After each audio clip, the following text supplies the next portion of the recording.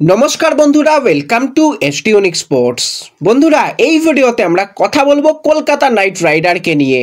যেরকম কথা সেরকম কাজ। আজ থেকেই কিন্তু ইডেনে অনুশীলন শুরু করে দিল কেকেআর বাহিনী। আরও একবার চ্যাম্পিয়ন হওয়ার জন্য কিন্তু প্রথম দিন থেকেই মরিয়া প্রত্যেকটা প্লেয়ার। তো বেশ কিছু প্লেয়ার কিন্তু রীতিমতন কেকেআর ক্যাম্পে চলে এসেছে। সেই প্লেয়ারদের নিয়ে আপডেট দেব।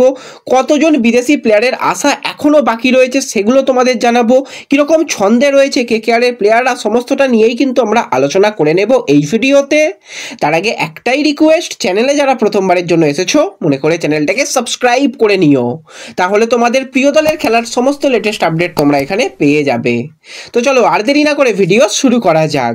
তো তোমাদের যেরকমটা জানিয়েছিলাম যে 12 তারিখের মধ্যে বেশিরভাগ প্লেয়ারই কিন্তু কলকাতায় চলে আসবে। 11 তারিখ বেশিরভাগ ইন্ডিয়ান প্লেয়ারই কিন্তু যোগদান করেছিল, তার মধ্যে বিদেশি প্লেয়ারও কিন্তু কয়েকজন চলে এসেছিল। আজকে কিন্তু যেই বিদেশিদের দিকে নজর ছিল তারা কিন্তু আজকে মোটামুটি এসে গেছে। তার মধ্যে প্রথম আমি প্লেয়ার কথা বলবো, সেটা হচ্ছে রহমান পাউল। তাকে কিন্তু এবছরে কলকাতা দলে নিয়েছে, সে কিন্তু যোগদান করেছে। তার সাথে রাসেল আসতে চলেছে, তোমাদের জানিয়েছিলাম, এবং সুনীল নারিন, ডিজে ব্রাভো তারাও আসতে চলেছে। তো তারা কিন্তু সবাই একসঙ্গেই কলকাতায় চলে এসেছে। এবং তার সাথে সাথে আরও একজন প্লেয়ারের দিকে নজর ছিল, সে কবে আসবে তার কিন্তু কোনো আপডেট আমাদের কাছে ছিল না। সেও কিন্তু আজকে সকালে চলে এসেছে, সেটা হচ্ছে মঈন আলী। তাকে কিন্তু এবছরে কলকাতা দলে নিয়েছে। তো সেই মঈন আলীরও কিন্তু চলে এসেছে। কিন্তু যে বিদেশি প্লেয়াররা আসেনি তাদের নিয়ে যদি আমরা কথা বলি, তার মধ্যে প্রথম প্লেয়ার হচ্ছে রহমানুল্লাহ গুরবাজ। তো গুরবাজকে কিন্তু আরও একবার কলকাতা তাদের দলে নিলেও কিন্তু গুরবাজের আসতে কিছুটা সময় লাগতে পারে বলেই শোনা যাচ্ছে। নিজস্ব সোশ্যাল মিডিয়াতে কিন্তু গুরবাজ জানিয়েছে তার মা অসুস্থ রয়েছে, তার মায়ের জন্যই সে মূলত ফ্যামিলির কাছে রয়েছে, এবং তার মা যত দ্রুত সুস্থ হয়ে উঠবে সে কিন্তু তত তাড়াতাড়ি কলকাতা ক্যাম্পে যোগদান করবে। হয়তো গুরবাজের আস্তে আস্তে কিছুটা সময় লাগতে পারে, হয়তো প্রথম ম্যাচ কিন্তু গুরবাজ মিস করতেও পারে বলে শোনা যাচ্ছে। যদিও এখনও পর্যন্ত কনফার্ম বলা যাচ্ছে না যে প্রথম ম্যাচ সে মিস করবে। সে কিন্তু এখন ফ্যামিলিকে কিছুটা টাইম দিচ্ছে। আমরা চাই সে দ্রুত, তার মা সুস্থ হোক এবং সে দ্রুত কলকাতায় চলে আসুক। এবং তার সাথে সাথে এবছরে যে প্লেয়ারের দিকে নজর রয়েছে, বিদেশি ফাস্ট বোলার স্পেন্সার জনসন, সেও কিন্তু আজ পর্যন্ত কলকাতায় আসেনি। সে কিন্তু চলে আসবে 2-1 দিনের মধ্যেই শোনা যাচ্ছে। এবং যে প্লেয়ার দুটো কালকে চলে এসেছিল তার মধ্যে প্রথম হচ্ছে Quinton de Kock, wicket keeper batsman, এবং অ্যানরিচ নর্চে। তো অ্যানরিচ কিন্তু ভাই আলাদাই ছন্দে রয়েছে। তার 150 গতিতে আমরা বোলিং করার এবিলিটি কিন্তু আমরা দেখেছি এর আগে দিল্লি দলের হয়ে।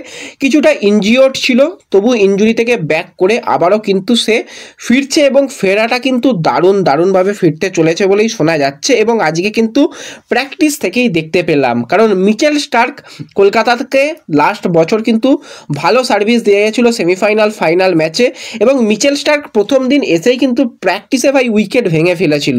সেই রকমভাবেই কিন্তু আজকে অ্যানরিচ যেরকমভাবে বোলিং করেছে ইডেনে, দারুণ কিন্তু প্র্যাকটিস সেশনে বোলিং করেছে, এবং তার সাথে সাথে উইকেটও কিন্তু প্রথম দিনে প্র্যাকটিস সেশনে অ্যানরিচ ভেঙে উড়িয়ে দিল।